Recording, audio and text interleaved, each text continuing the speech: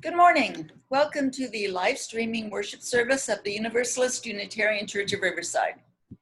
I'm Bonnie McFarland, a member of this beloved church, and I will be your worship associate today.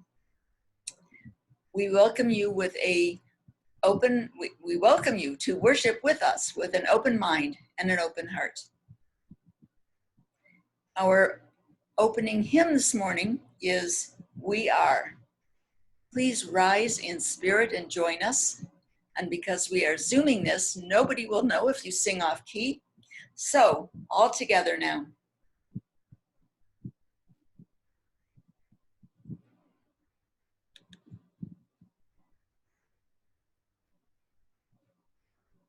For each child that's born, a morning star rises and sings to the universe who we are. For each child that's born, a morning star rises and sings to the universe who we are. For each child that's born, a morning star rises and sings to the universe who we are. For each child that's born, a morning star rises and sings to the universe who we are.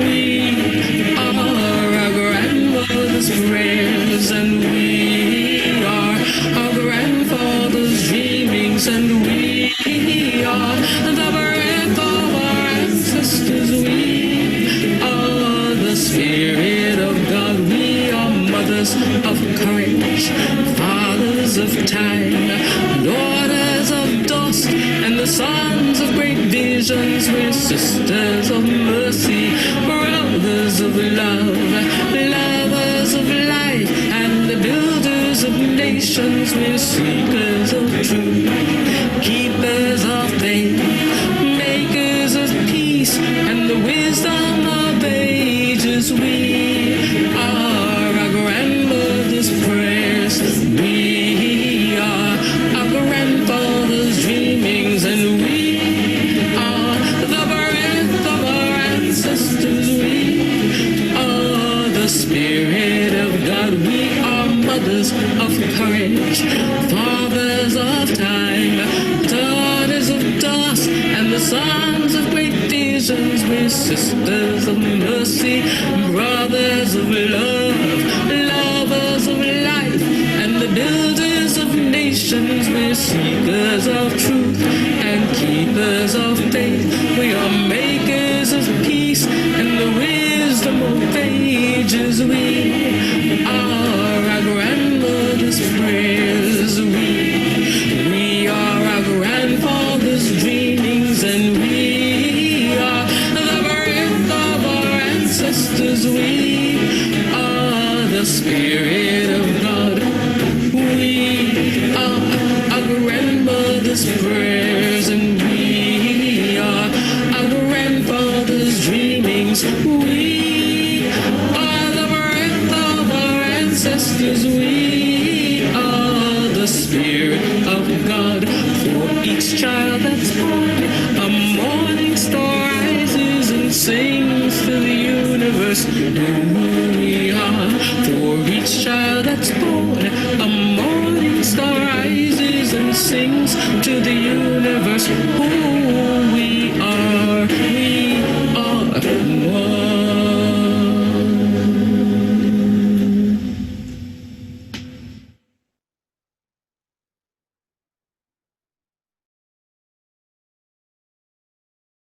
Please read with me one of our Unitarian Universalist covenantal poems.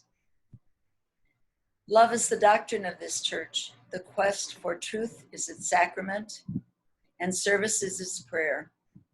To dwell together in peace, to seek knowledge in freedom, to live in harmony with all the creatures and plants of this earth, this do we affirm.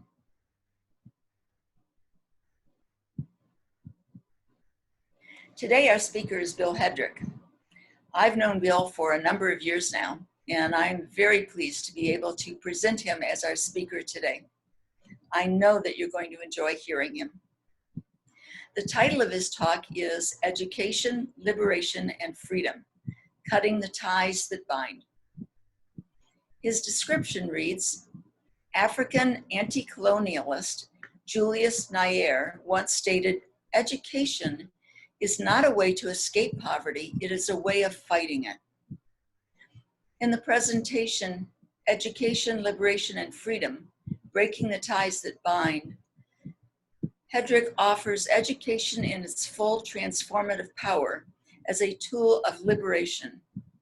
From the perspective presented, educators at every level are called on to arm students with the skills necessary to analyze, assess, and act to advance freedom in its many expressions, as well as create a just society, a society where, as the prophet Isaiah proclaimed, we cease to do evil, learn to do good, seek justice, and correct oppression.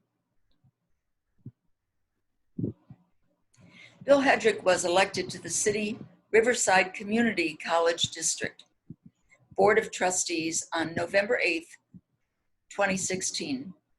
Prior to this, he served as a trustee for Corona Norco Unified School District, CNUSD, for 22 years. Beyond service to our CCD and CNUSD, Bill has spent his professional life in public education, serving as a classroom aide in Los Angeles Unified, an adult ESL, English as a Second Language instructor through Santo Santiago Community College District, and a classroom teacher in Los Angeles, Orange, and Rialto Unified School Districts. He also served as president of the Rialto Education Association for 12 years. Bill worked for the California Teachers Association as field staff. He served as an advocate for students, families, and educators in California's high desert and provided advocacy and training across a variety of topics, including wealth inequality, economic justice, and labor history. Bill earned a BA in social science, history, and an MA in education from CSU LA. He holds life teaching credential and bilingual certification in Spanish. Bill's belief in the efficacy of education was well expressed by President Lyndon Johnson. Education is the only valid passport from poverty. And also by Malcolm X, who stated, education is the passport to the future, for tomorrow belongs to those who prepare for it today. Bill Hedrick and his wife Beth are 38-year residents of Corona. They are the proud parents of 5 adult children and grandparents of 5.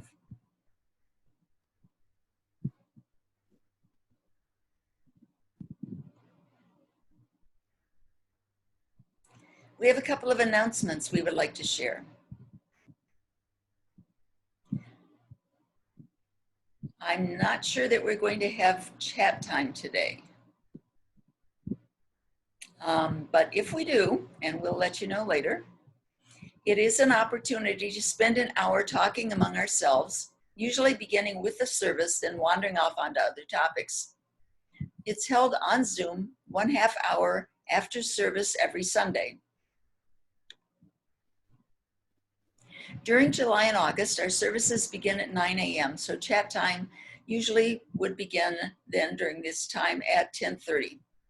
But to participate, you need a separate Zoom invitation. So you would go to our website for the Zoom chat time registration. That's at uuchurchofriverside.org, or email Lee at president@uuchurchofriverside.org.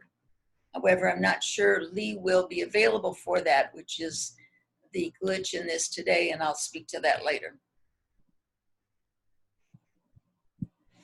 As members of Inland Congregations United for Change, or ICUC, UUCR is being asked to pledge to get counted in the 2020 census and to vote in November to support an equitable tax system.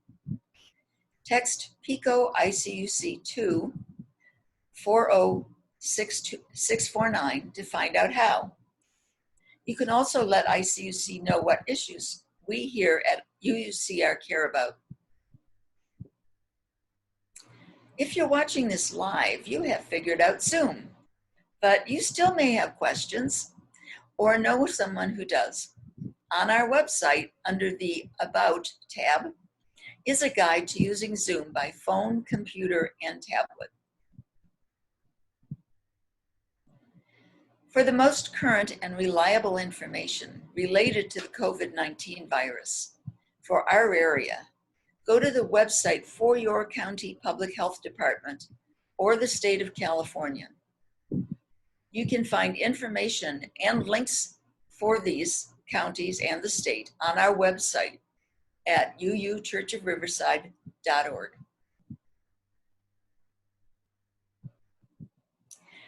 Remember back in the olden days, back when we had things like Arts Walk, concerts, and other events that brought people into our church? Well, the Ways and Means Committee used to sell snack items, popcorn, granola bars, cookies, as fundraisers. Also, on Sunday mornings, Social and Environmental Justice sold fair trade coffee, teas, chocolates, olive oil, and other items. Well, those things that didn't sell before March 15th are still here in the annex, and some of them are going to be expiring soon. If you're interested in adding some of these goodies to your pantry, please contact Dinah Rowe at ramblinrose22@yahoo.com, or you can call or text her at 909-645-2885.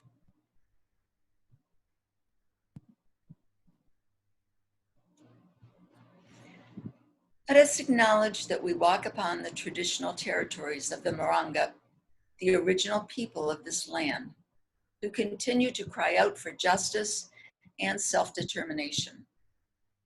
In honor of the Moronga people, we, the Universalist Unitarian Church of Riverside, light this sacred flame as the stewards of this sacred and holy place. We are blessed with a space and opportunity to strive to live out our common principles, to bring justice, equity, and compassion into our daily lives, to resist all that threatens the earth and her people, and to live out our dream of a world community of peace, liberty, and justice for all. Let these thoughts carry us forth as we journey and worship together.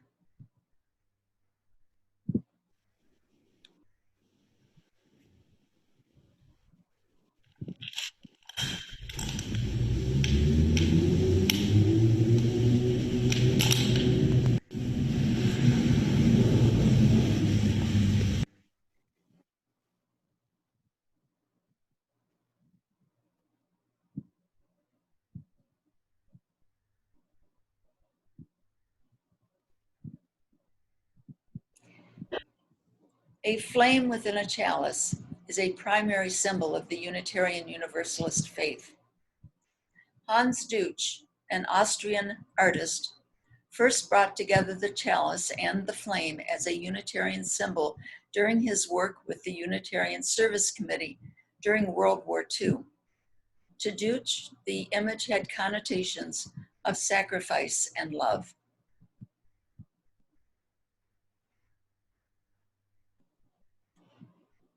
Our chalice reading today is Drawn Together by Jennifer Grayson. We come together every week, bound not by a creed or a mutual desire to please one's God or many gods. Yet we are drawn together by a belief that how we are in this world, who we are together, matters. We light this chalice together in the knowledge that love, not fear, can change this world.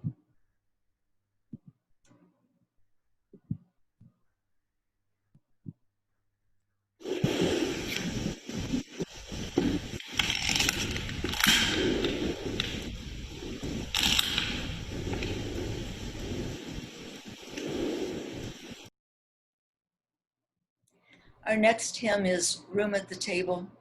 Please rise once more in spirit and join in.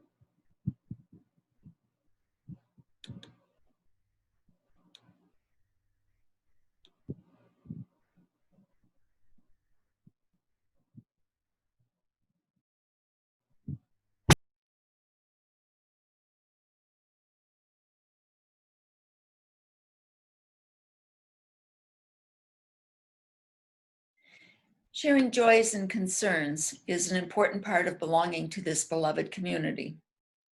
Each week, our Caring Network collects joys and concerns you wish to share. And on Sunday, we read what has been received. Please email or text your joys and concerns to Dinah Rowe, our Caring Network coordinator. Her email is ramblinrose22@yahoo.com, or you can call or text her at 909-645-2885. One ongoing concern is that our church, like so many across the country, has had a significant loss of income since the governor issued the stay-at-home order. We have made many significant cuts and reductions. Even so, our financial situation is difficult. Dinah Rose said she has concerns about this heat spell and hopes it will cool off again. Don't we all? Such extreme heat is hard on people's health. Adam brought up a concern for Broderick from Black Lives Matter IE. He was one of our speakers a couple of weeks ago. He was arrested this past Friday morning at a protest. We don't have a lot more details on it just yet. I am concerned for my brother Rodney, who is 10 years older than I am. He had a total hip replacement surgery a few days ago and so far seems to be recovering well. However, he has severely disabling psoriatic arthritis, and I can't imagine the amount of pain he's been in, but he's never been one to complain. Concerning chat time, I got notification fairly late last evening that Lee's father has been hospitalized. So he may not be able to help us with the link for hosting chat time. And I don't know if we will be able to substitute that. We'll, if we can make those arrangements, we'll let you know just following the service. It is said that concerns, when shared, are divided. We place a symbolic stone in our water chalice for the concerns shared, and in recognition of all those we hold and have not shared.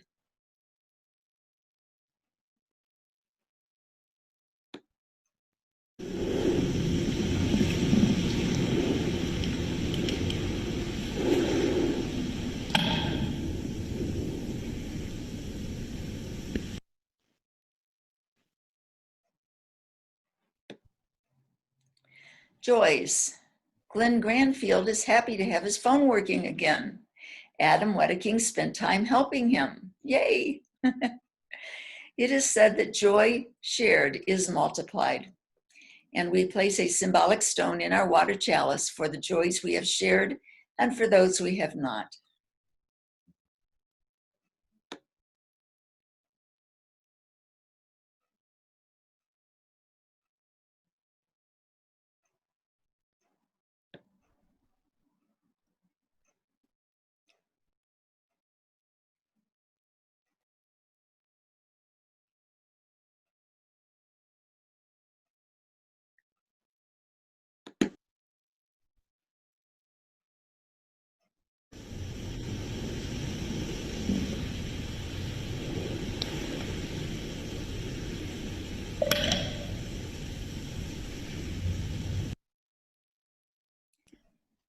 Let us hold each other in our thoughts and prayers for all the many joys and cares we all have unspoken today.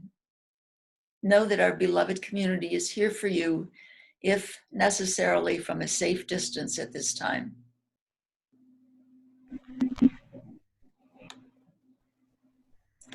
Sharing our stewardship is one important way we can give of ourselves. Because of the extraordinary times we're going through, we're no longer collecting food and hygiene items at this time. However, our Social and Environmental Justice Committee is working on other ways for us to be involved in caring for those less fortunate around us. Sharing our treasure. This offering is how we fund all that we do to minister to and care for our congregation and our beloved historic and aging church, and to ensure that when we are able to safely reopen again, we will be here to welcome you all back again. We have several ways that we can accept your donations. You may mail your donation to the church office, please no cash. Our church office address is Universalist Unitarian Church of Riverside, or UUCR will work, 3657 Lemon Street, Riverside, California, 92501. You can also make a digital donation. You can visit our website for a PayPal link at uuchurchofriverside.org/community/donate, or just go to the community tab and then the donate tab. If you have a smartphone, you can use the QR code displayed now to go to PayPal.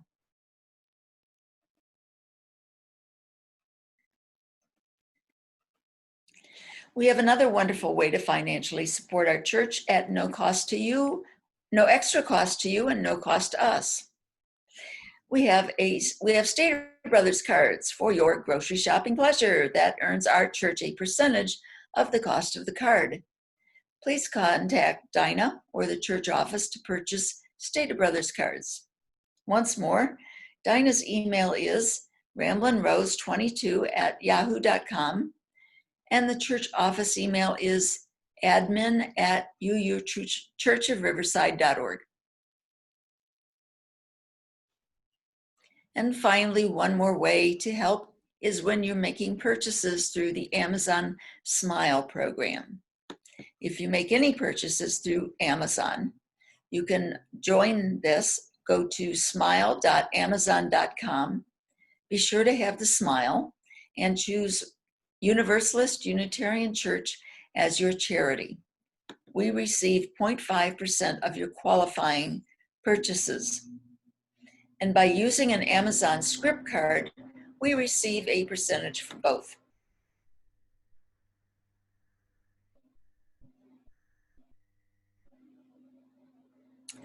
Are you wondering in this age of masks and distancing just how you could get more involved?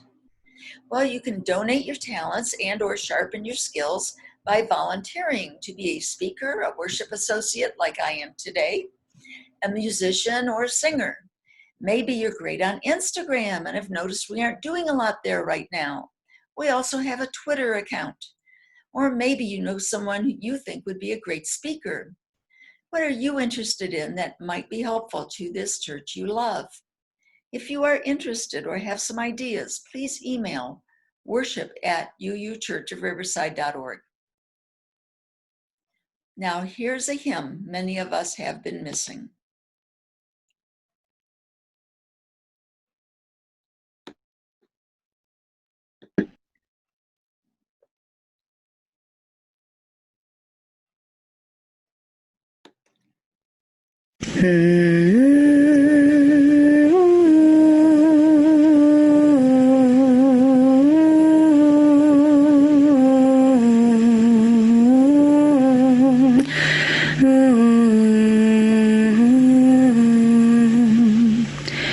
From you I receive, to you I give.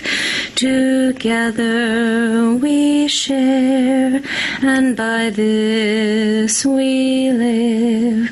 From you I receive, to you I give.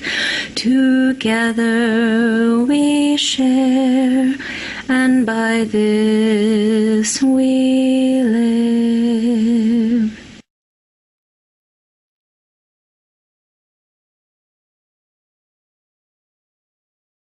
This morning is May We Seek the True Questions by Linda M. Hansen.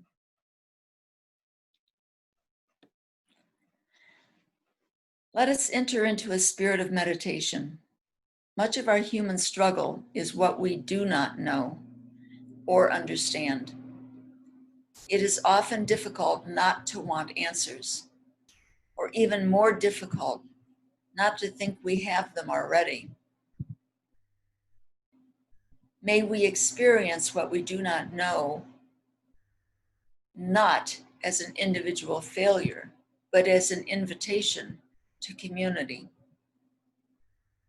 May we seek not the true answers so much as the true questions, knowing that true questions make of our lives meaningful, even if sometimes restless journeys. May we be grateful for the restless voices in our communities. Let us take a few moments of silence to listen for the restless voices within ourselves.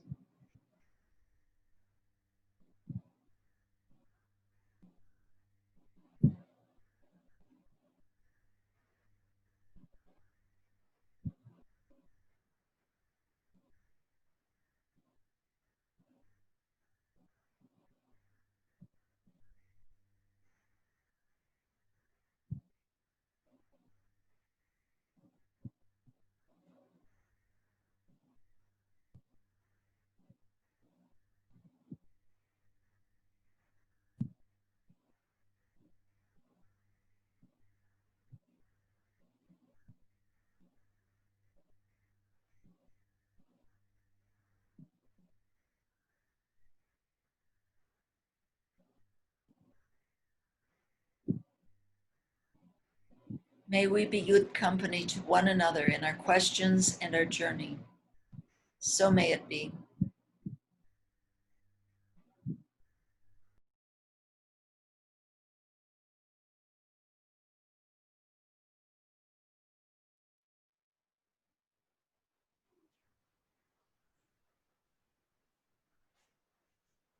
You're on, Bill.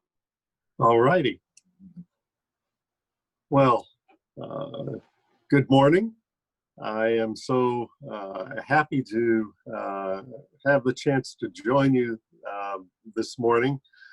I'd like to thank Bonnie and for the invitation. The fact is, I have been somewhat acquainted with your church and its witness in Riverside for many, many years. And I know that you are the progressive heart of the city.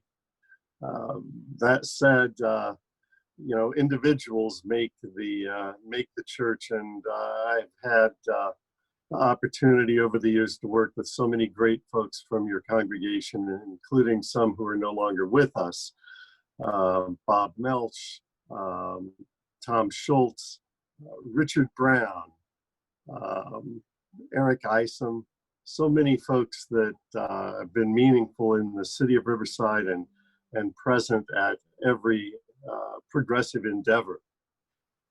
As Bonnie mentioned in the introduction, I have spent a long time in education.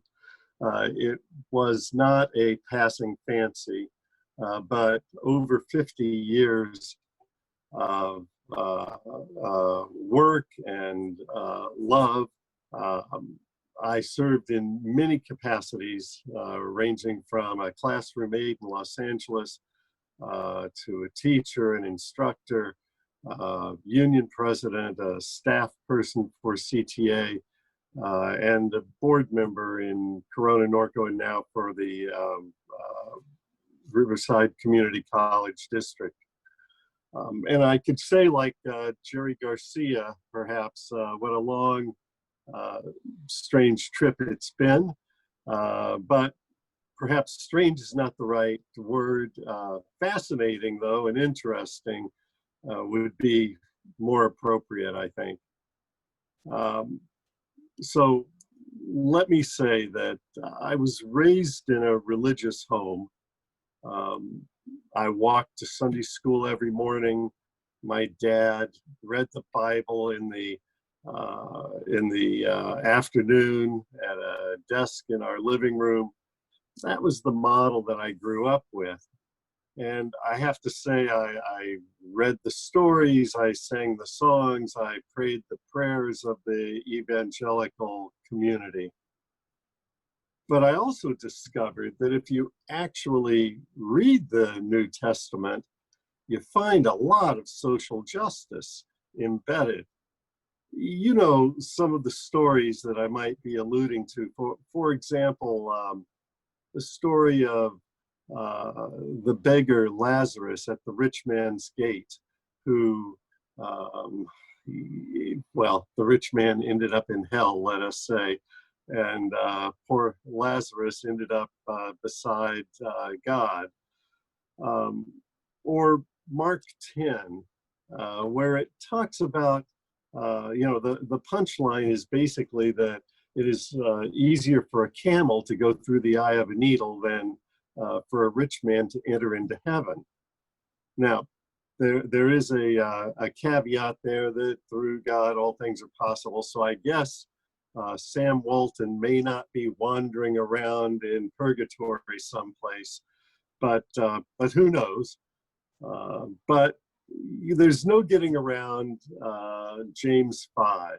Let me share a little bit of that with you. Come now, you who are rich, weep and wail over the misery to come upon you. Your gold and silver are corroded. Their corrosion will testify against you. You have hoarded treasure in the last days. Look, the wages you withheld from the workmen are crying out against you. The cries of the harvesters have reached the ears of the Lord. You have condemned and murdered the righteous who did not resist you. Now, that's pretty straight up and direct.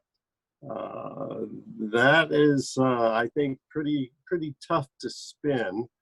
And it made it clear that God does have at least in the New Testament and Old Testament, and that preference is for the poor. So it was a challenge. How does that square with the status quo of free enterprise Jesus, that we're the biggest and the best and the strongest, the brightest? You know, when I was growing up, the contradictions were so clear. The killing in Vietnam, the denial of civil rights, the constraints on free speech, and the intense poverty of the cities. You know, probably a major event for me occurred right after my 18th birthday. I went to Washington, D.C. with a friend. We didn't stay together very long. I ended up in New York, and I had never seen poverty on the Lower East Side side by side with opulent wealth a block away. The contrast was shocking to me. And then back in Washington, I decided to go south and visit some relatives. I was a little short on money, so I was on a bus and then hitchhiking my way across South Carolina, Alabama, Mississippi, into Louisiana.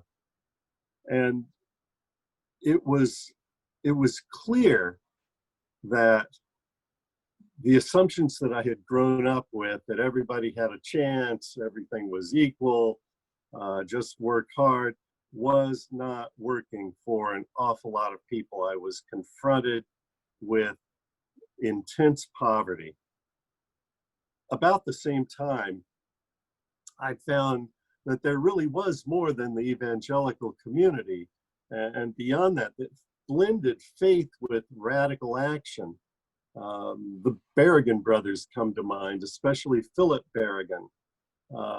Father Berrigan was involved in so many actions, arrested so many times, a wonderful witness to the power of faith, as well as Cesar Chavez and Dolores Huerta, who were really motivated by a very intense and deep faith that they held. And at the same time, I ran across the prophets, Jeremiah, Isaiah, Amos. Amos with that great line that calling for justice to roll down like waters and righteousness like a mighty stream. And so the lesson learned from all of that was that what did God demand? Justice and an end to oppression. But it begs the question of, okay, there are lots of poor folks, but why are there poor? And who benefits from their poverty? And finally, why was there not more resistance? I think sometimes we could ask that today. You know, Harriet Tubman had a great remark on that. She said, if I could have convinced more slaves that they were slaves, I could have freed thousands more. And Rosa Luxemburg had a similar sentiment. She said that those who do not move do not notice their chains. How could we provoke movement and bend the arc of a generation toward justice, liberation, and freedom? And then I found the link between education and social justice and liberation. And that was a gentleman named Paulo Freire. Paulo Freire, author of Pedagogy of the Oppressed, linked critical consciousness, the understanding of what's going on around you, and why that gave meaning to education, so that you could challenge your situation with learning that was really meaningful to you, and recognize the shackles of a rigged system that oppressed you. You know, he worked for 10 years with the World Congress of Churches in Switzerland, very motivated by his faith. He once said that he didn't notice anything because of his hunger. He wasn't dumb, it wasn't lack of interest, but his social condition didn't allow him to have an education. This relationship between social class and knowledge.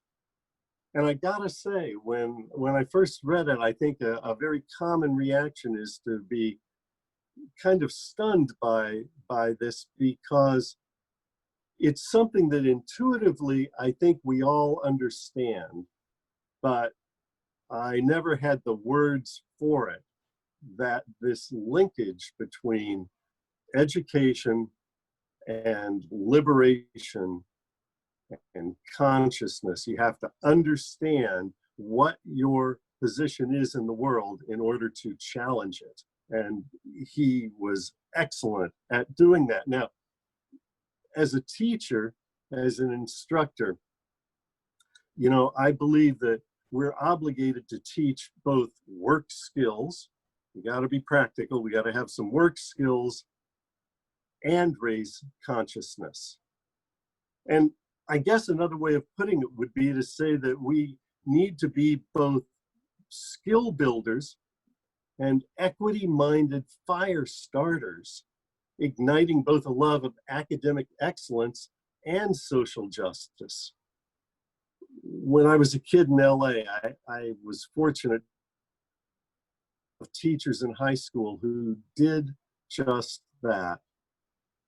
One gentleman, Mr. Bowski, I spent countless hours with, along with so many of my fellow students. This was a guy who never gave us an answer, but taught us how to think and what questions to ask. we often don't know the questions that we need to bring out the truth. You know, I joke, I say when I was a kid, I had all the answers, and as an adult, I'm not even sure I know the questions. But that questioning frame was enormously helpful. And then I had another teacher who lasted less than a year in LA Unified, Rita Marsh, who had been a nun prior to coming to our school, had worked with the Deacons for Defense and Justice in Louisiana, guarding CORE and NAACP volunteers, guarding them so they could maintain their nonviolence. I gotta say, the Deacons carried rifles. But the fact is, she brought a perspective of education and action, faith and action, that was frankly new to me. I firmly believe that education is the key to liberation, but it's so funny that our schools seem to be structured for just the opposite outcome. The fact is, I think Pink Floyd said it very well when they sang, "All in all, you're just another brick in the wall." The structures that we have right now reward brick-like behavior, unthinking, without consciousness of what is going on, no challenges to the established order, no insight, and God knows, no good trouble.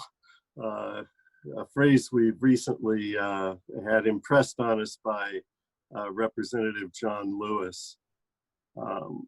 But, I have to say, sometimes true education bubbles to the surface. It just doesn't always happen at our institutions. I'm sure some of you heard the incident that occurred in Norco about a month ago. You had a speaker from Black Lives Matter. Well, some folks in Norco, perhaps not the most likely spot, decided to hold a Black Lives Matter march. They gathered on Hamner Avenue, Neil Snipes Park, 5th Street, and started walking down. Now, they were headed for the City Hall. They anticipated that there would be counter protests and opposition. But I have to tell you, I never expected the level of hostility that I saw there. I'm old, right? I have been involved in a lot of things over many years. And I would say that the last time I saw this level of hate, pushing, shoving, threats, really vile profanity hurled at people, was probably 1968 or 69. I haven't seen anything like this since. And, they got to the City Hall. There were at least 200 MAGA wearing, Trump flag waving, Confederate flag for good measure, mob, for lack of a better word. It was unbelievable. And honestly, if the sheriff's department had not swarmed the event, there would have been major injuries. There were a few provocateurs there who were just, out of control if the sheriffs had not been there. They did a really good job of protecting the marchers. Now, the point of this is simply this. There were Norco College students involved in this, regular residents of Norco, soccer moms. I can guarantee you, though, that those students learned more about political engagement in that 1 hour being almost literally under the gun than they would have in 2 years of government classes in our institutions. Why was that? Because they learned about an issue, they stepped forward, they took action, they acted on their beliefs and on their principles. And I think, again, it's almost biblical. In James 2, there's the line that faith without works is dead. Well, I think education that doesn't lead to action and liberation in many ways is dead as well. It loses the point, and that is the pathway to challenging the ties that bind, the cruel status quo. Education leading to action allows us to challenge inequality, underemployment, homelessness, a country where Jeff Bezos, Bill Gates, and Warren Buffett own more than 170 million Americans. Kofi Annan said it very well. He was former head of the UN. He said, either schools work to bring a new generation into the present social system and encourage conformity, or we provide a venue by which students learn to participate in the transformation of their world. Norco College students were working to change the world. That's our model.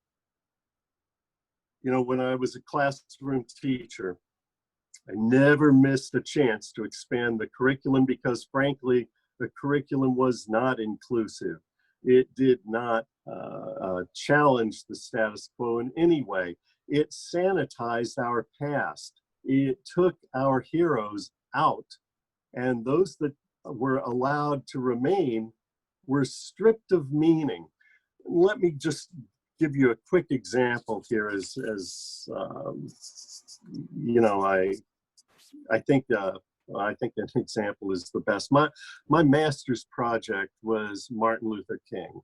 So many years ago, there were very few materials at that time, and it was interesting because I learned much more about the totality of his message. But today we have a beautiful memorial in DC, and it has quotes on it. In San Francisco, the same thing. All over the country, well known.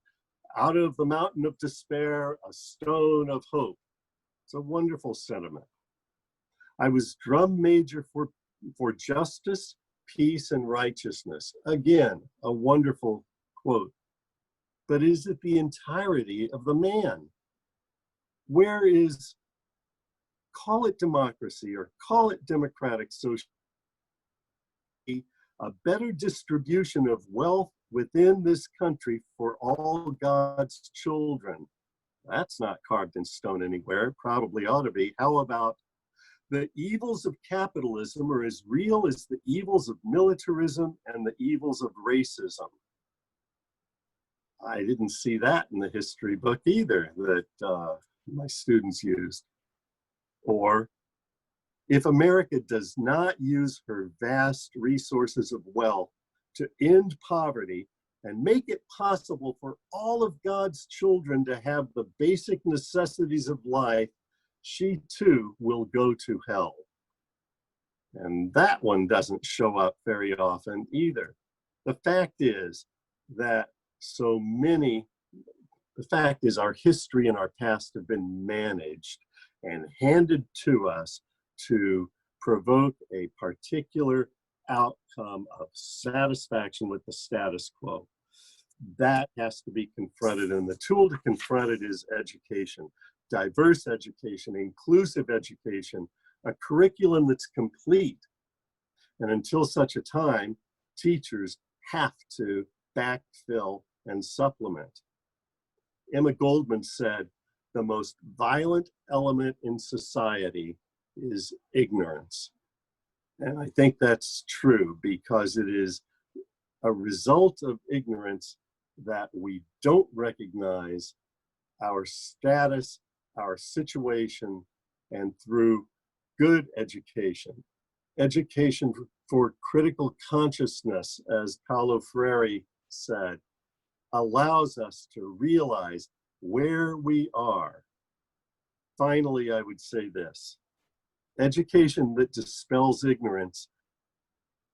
You know, it's a bit like the story in the Acts of the Apostles. Paul is on the Damascus Road, and the scales fall from his eyes, and he suddenly sees the world as it is, not as he was told. And I'm telling you that our students need to have an education that allows them to see the world as it is and equips them with the skills and the power to both achieve personal, political, and economic liberation. That's how we move forward. That is the linkage of education and liberation. We empower our students, empower our communities.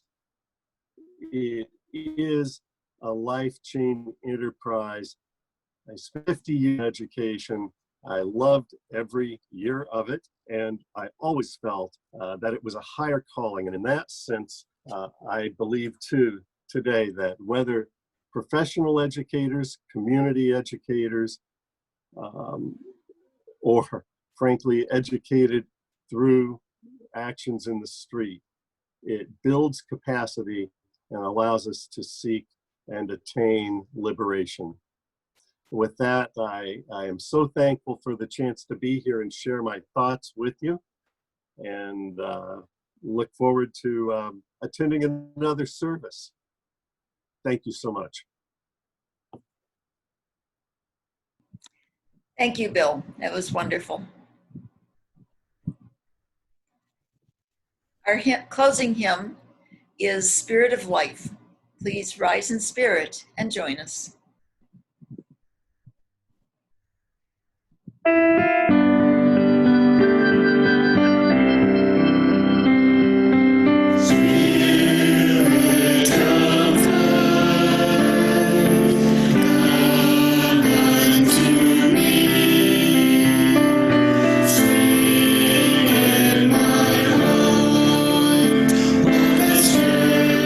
Of compassion.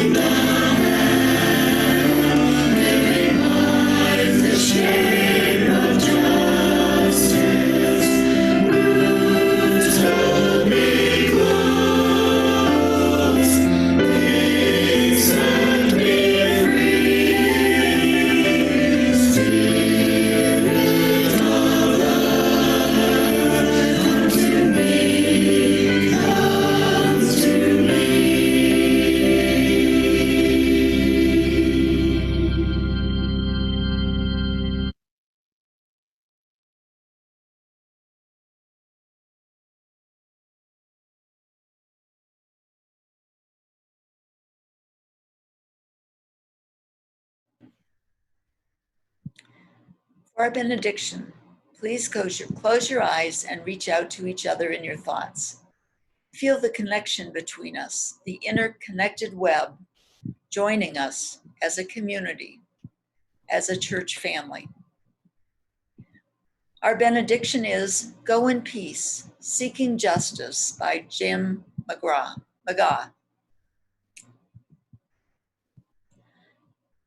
When I say go in peace, I don't mean go in mindless oblivion.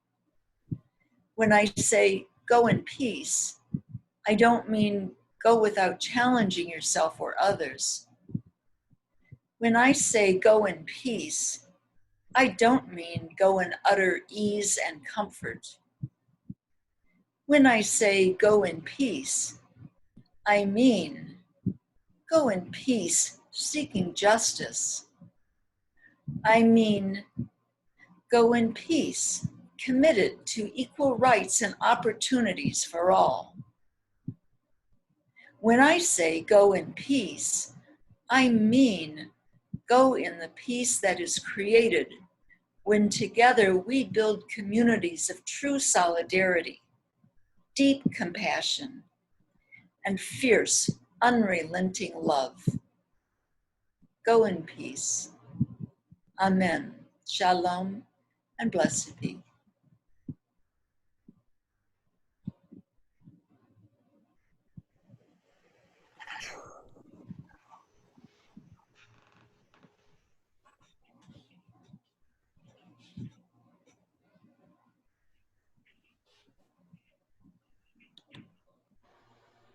Thank you, everybody, for joining. I hit unmute all, and apparently it doesn't unmute me as well.